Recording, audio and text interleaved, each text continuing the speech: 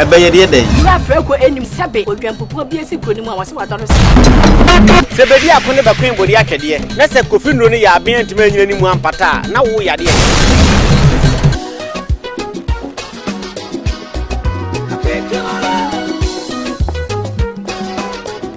Ebra, me pa cho bra me hwa de wo bag ni. Bra adai enen su biem. Hey! Na time ba me hwa na me si ba ko no ana wayi me ensen. Bra, senya time ba me hwa esia Jimmy ni me fiefo no. Enya dia ba ko ebeso yen. Ani enu di sen ka fa ni nyina. Time ba me hwa senya esi eje no. Me ka se me di one dance ya heaven ena dem be kwa akopie. Enti se malaria we draw anytime eba mixture. Enye enu nko die nanum ato a wontimi enidie no. We draw anytime eba mixture. Edui enye ma oba a wafa afuro. Die wo ma akoda no fo ene akoda woni mfie dumienu. So wo pe enure dudu atu a KNG heba ewe emrom Abidjan house ana ba akoso wo atonsu Monaco junction. Kayo set time no eye TIME. Time herbal mixture. Afi malaria fever bi adan ziba ewo imu ni be suako.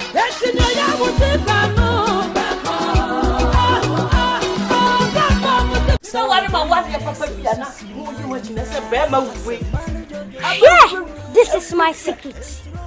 Give us power capsules. So we are bema. Na uwa general body pains. So we see ya we. Anase enemu yare. Give us power capsules. Obedu asemama. Ono eneme lawyer. Ah, enti wo lawyer no na hye obotom. Ayi bro. Na dey na pono pa me sini ba be chia mo a ese ni die. Busano. No. Ni dey na fi waka wo. E fa ni give us cold capsules. Say yes yare na wo so. Ko di wo ni pedwam woni na wo posa amaman enti ni ma wunja wo nan yi. Unum give us cold capsules a. Obey free. Lawyer. Give us cold capsules. And I give us power capsules. Hey, and they give us free. Open Chinasuma. Numbi. Oba wa fa fro nom. De o ma no ba no fo nom. Akwada wa ni mfie dumie no ono nso nom.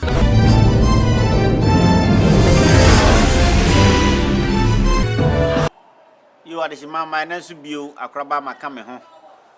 Nyansapo abaja foro no mo hie yi. Maka se dani abre nyina me mmere mo ntemo so mo mmere me. Akankasa ate aka mu na waboka hire so me amechiche. Di bra mapi osu ofie yi. Nyana gye ne trase ne tiebe fa bitu kotodwem daache enchiri manso anye iraba o yen ya kasa ho. Enenso ene de mehia tachiri kuro. Sa wo nta wo nipa mienu asa na e kan no. Wo ba ne be ma ye fa ntachiri kuro. Enti Nyansapo no ba ko no masane ama wo no. Obi wo nta ne se oba ne be ma ye nka na peko nta fo ye tachiri kuro. Enti kale chi wada uruma amamra kwa so yesi ma ne di ka enti fa cheme enkura ka yetwa bode nka yetwa kosi na wo de betwa fa ha. Sa be de no mkura ayi no so ho fa cheme. Ma me wada uruma wo di sei E ba cho mediane Obapa Christi. Obapa Christi. E ba cho. Wo na abodwum no. E ba cho nyame. Ayo se osuro bro ni fun. Na kale je wo so nso ye fra me nkroma kwa atena manini. Nkroma kwa atena manini. Ma me Christi free fa hen. E ba cho me kuro mo ni afijase akochire. Fijase akochire he ye. E ba cho aso de hye konkon na. Oba odika obubu be omedwuma die esu ni. Na sebe mpanense mo fa ncham yo. Sebe mo sebe son. Me yonko brabo bi oyesrem ni ebe a wote ade sebe mo sebe son. Oba ya Asante opi ma die esu ni. Na me mpese me sana mrane fije mpanense sa chacha no nsanyo ye manamo. Enti dia ka de be ka kire ho. Yo madawroma. Ma kire de ntia ebube. Enti enanso egube na aso bio abusianfo. Didi na mo wode ma Ghana man Asante man nyina mato ayemu no mamomie no. Obapa Christi ene e katani tie. Ma katati. O katati ye hu die. Ma hu hwe papa. Ye na aya yam so da ye. Ahomatenten so na ti akopɔ bi. Bofo ne de ne nam huja so. Tonte ye no msane ye fa adwene. Tintin to tie to ye no msane ye fa adwene. Ukɔ nsuo hu ana wote se okoto ebowa. Koto nso so on ka ne mu ne nchia na ye. Se koto wia ne ba nso ewia. Amisa koto bia e bibini so to jima no. So koto ya na be yo Obapa Christi faso so mame. Wana ba nyon kota. Wana ba je na yon kota. Ebe no mu suanti ebu aye maninsi. Mate. Yam ku anim. Me mo ate se na kwansiri ntia mo awodan kwa mu no afen ne se.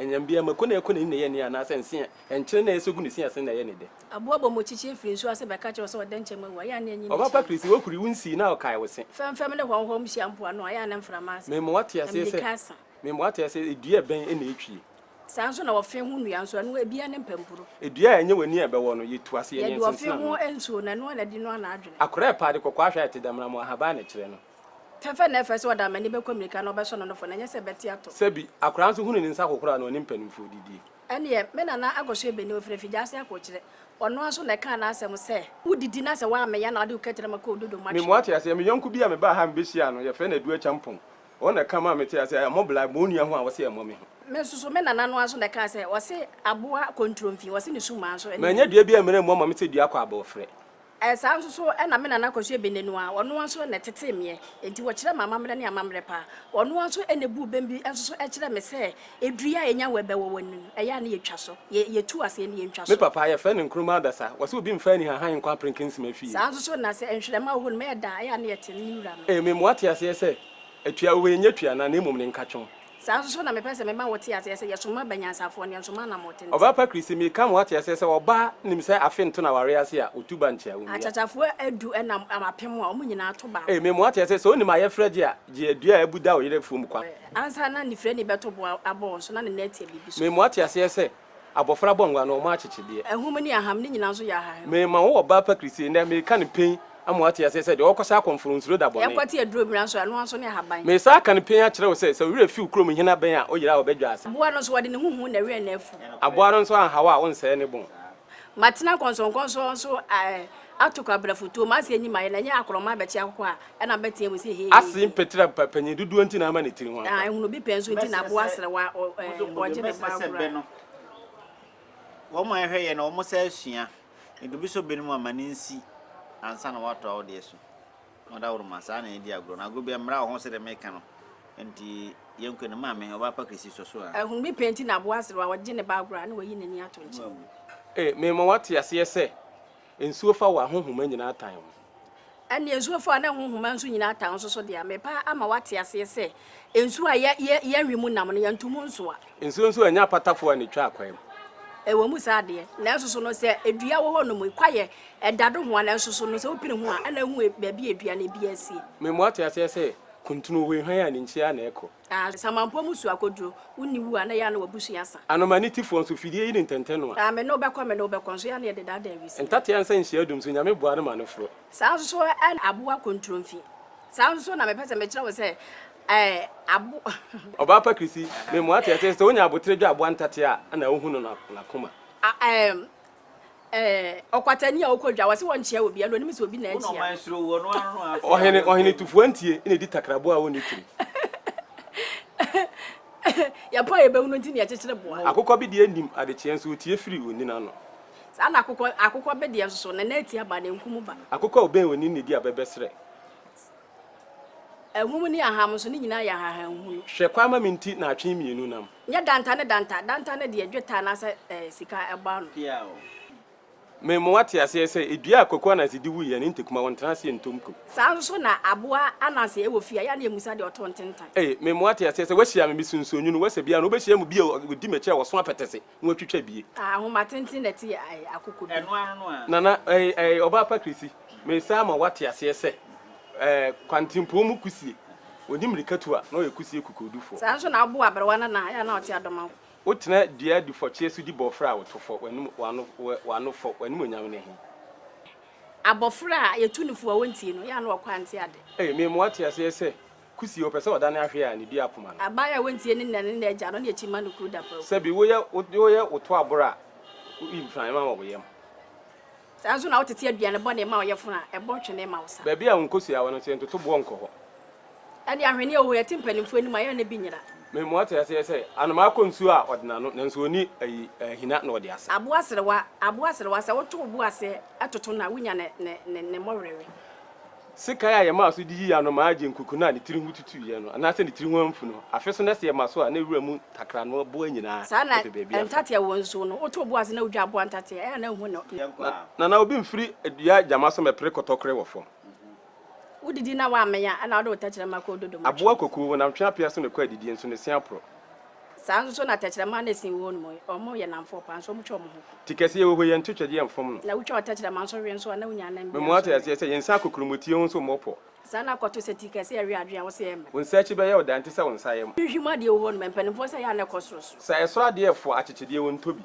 Sounds so na say wadam for anasa wo fa aboa asorobo ayonko aya na akotoko hu no ya na nkaso. Me mo ata say aboa bi o wuram ye fe no Asante Akwa wo se ono no on de Asante anoma ena ma mete ase anase ewiase wewe ensu edo no ena ko wahinem ebe we menyi ntumu da send there's a bear maso efri mantamo efie behim mantamo na sa nya sotora na ebia na ye na yire nkwa yiri ka yiri be ma bewu ana na yiri suro no ene sa nso ana me pesa mete say wo da ye ya hu nyame na butuo no ma na be hu nyankopo me mo ate ase say etuo eto a etwere be ma dem sa nso na say etu atente huro oba totu a etwere be ma dem ebe we matimu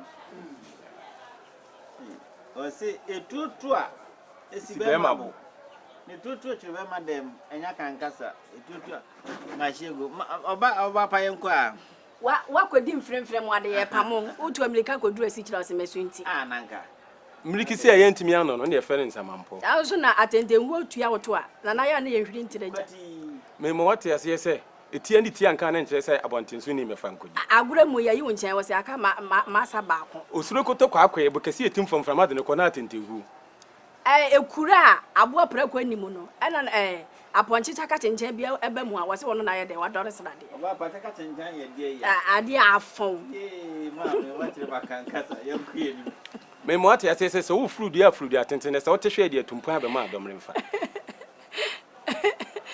ya so me pase me kira wo se aboa kotere wo se wo firi suro ebe hwe fom na se obi anyi na ya wo no abe kamfo no nti da se wo hu se kotere ate ahwe fom na obo ni tiri papa na esie da ho pan aboa bi awura mu bi sale nsu onzo ya na chere tuamu a eyi hwa me mo ate ase se ewiase aye we obi benya wa ne firi yade me na kwaso Ebenezer fi jase akoche na ofiri o se yenka ni wachi ya na o se agro nede papa Kristi me mo ate ase samampo mu so akoduru wuni wu a na abusia asa sanso na panimfo se Nyansapo wo no ya na esa na obadwema piao oba pa ye sane ba dwemba dia ene akra ba jibi se mete madawroma uma kwa na men sane poi na mi ko penso mama hoho inum na wo mu abre ndi sesi a mi peja me di mu jata am he ba me sere mu nko ba bia ko so atena se hwe me twam ho ba sesi a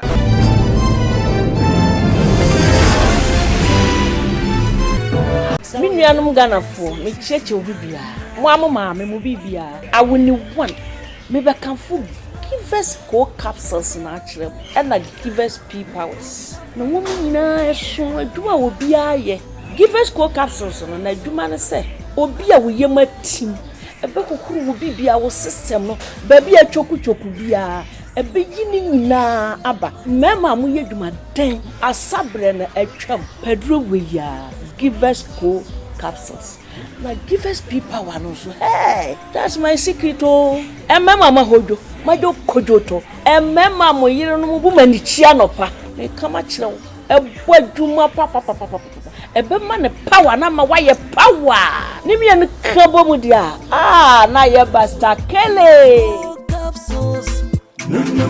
nunumbi oba wa fa furo nom de o ma ne banufo nom akwada woni mfie dumie no ono nso nom mema wakwa ba e de ba time herbal asueye abusia na ebe dia dance se malaria e di enya malaria e kunye abreko aye bre enson ye malaria nti meka sai obienu matuo nti mitibi ndi ni tipaya e na e pai wo awo atiegu so aya na woni so ta ebribri won tu na ntikakra bi asa oba abebu ahwe ohunam etwetwew awo atiegu so onamu ehyehew anaso temperature kwa e na e kwosro make full time herbal mixture ede amawo yade afa abefo afidie mo food for ajetum so preko pe enti de hia ne se obekọ drug store bi e ben wo pharmacy shop chemical shop herbal shop na wa ma unsa aka time herbal mixture na timi aboa na akotu malaria na se amana kwa ensign emba ebiem wo share screen no eso ye telephone numbers no eguso bomodi afre yen na yentimi entwetwe enkomo asembi se bia so ubetimi afre ye mediane oba hema ya Asante adasene ye besan ehia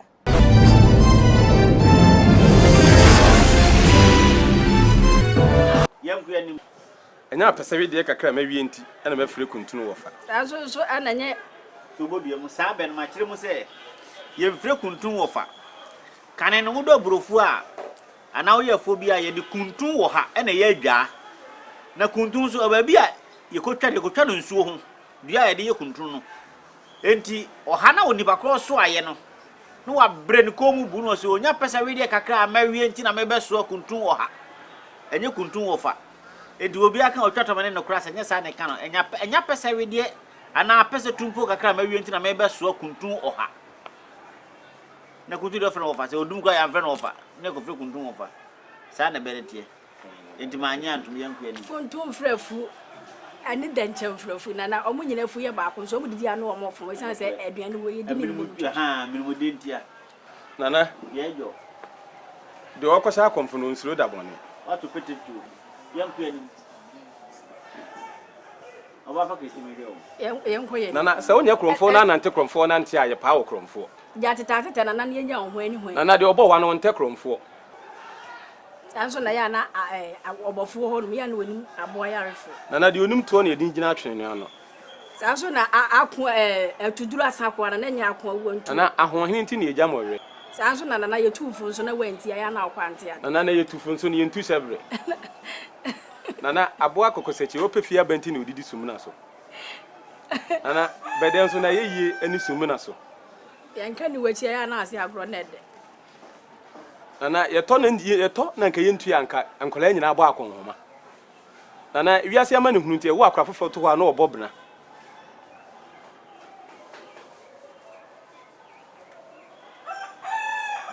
Nana eni nya na hwenenya. asa na tipa ye nso bakuro mu aya na okoto ho ya na onfa ho sana ye pai afase ya prade ya na wada Me ma wate asese tu enya abo asisefu bekunu no da mancha kurema na papai. na ye pai be hunu nti na ya na chechire mo eno kre aberwana na ne wampa Nana due enya due ni de esi ne batiri so. na pani wo nso ya na odie mante pani die matemante wa ya ade aye Nana nwa hunu no ho so hwa na oda ne tope. aha ana sa abba tope na ngaza do wasi de wade ne beto wasi wanyini na de wade ne beto nkwanche nso ankasa Nana apupuo ya wo ne bo na su nso da su kache. susu awo nso ye ba bi de hye Nana aponche so obema abla preacher wo so obema John de Sedura hwe ne jonso. abo breche no a aya no de ne ho twitwiri obi dan a o se onim se ne wede ne wo se no o ka se ni wura dan na wo se ye de abodwo se ene koma kanka breacher ye malam. eno me nyintu nyebe na asrewa ne nkwa na enye de ne mumadi ni pia bodedwo Nana hu asrama so toton a wonhye. enkwati adura no emra no ne ahabai Nana aboa bi wo ewurem. Aboa bi wo ewurem. Ye frɛ no osisire kwabrafo. Wo se okopa ade anya opade anya ne wan fa kwampapa so anya ete se de ekuta obi na wadada na age ade na free ne nsem. eno ye kana se sisire kwa wamfo na ka se so kopa de nya ne wa anya ne kuro bi ati se do kuro bi no waje free ne nsem na wa me ne ye wayanso ya na ense Nana dua batabo ani twa yitwana. Nana wo so twen me som so twen wo se ma mo nhye mo twen. na se wutwa esu awia na aka kira abo adan cham se na no ya o Nana anantu se eso so ne sra na yade ewu. Nana anyintonyu nso beto abodwese. Nana okwabrane nso didi ni ntinim. Timfo nso timu ana na wo ka awafo abeti. petetu anya potowie mu na ya na etudu Nana yesma obenyansane ni ensoma anamontintin. Nana osoma akola onamu na do.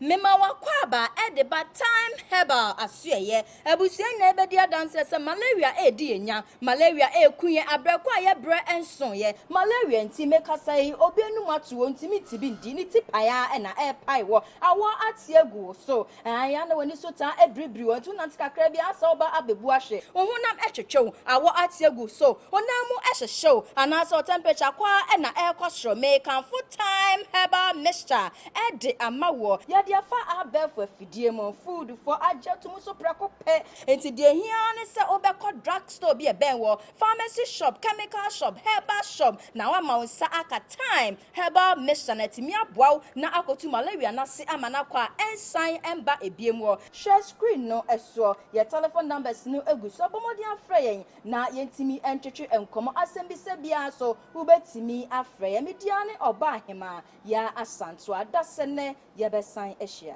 so what am I want your papa bia na mudi wachina se bema we this is my secret.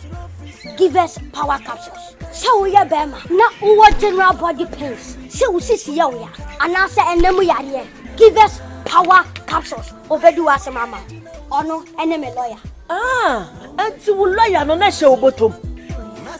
Are you bro? Dey na pono permission ba be chia mo a ese nijie. Busano. No.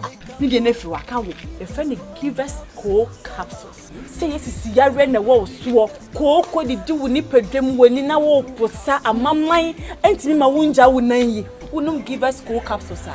Obeye free. Lawyer. Give us capsules. And give us power capsules. Hey, and give us free. Chinasuma. Nunumbi. Oba wa fa furo nom. De o ma no banu fo nom. Akwada wa ni mfie dumie no ono nso nom. Ana yebe. Ana wotwe won hu adukurum no oda. Nana akwala ka wa na nkopani na mum na nye na twian. Pia o sakra ka wa nkopani na nye na di anya ka wo je megina haya. Nyansapo tia me nana esu from jibi. Me say from ya kraba na manyo se wo bo pani di. Bidi nyame jawo.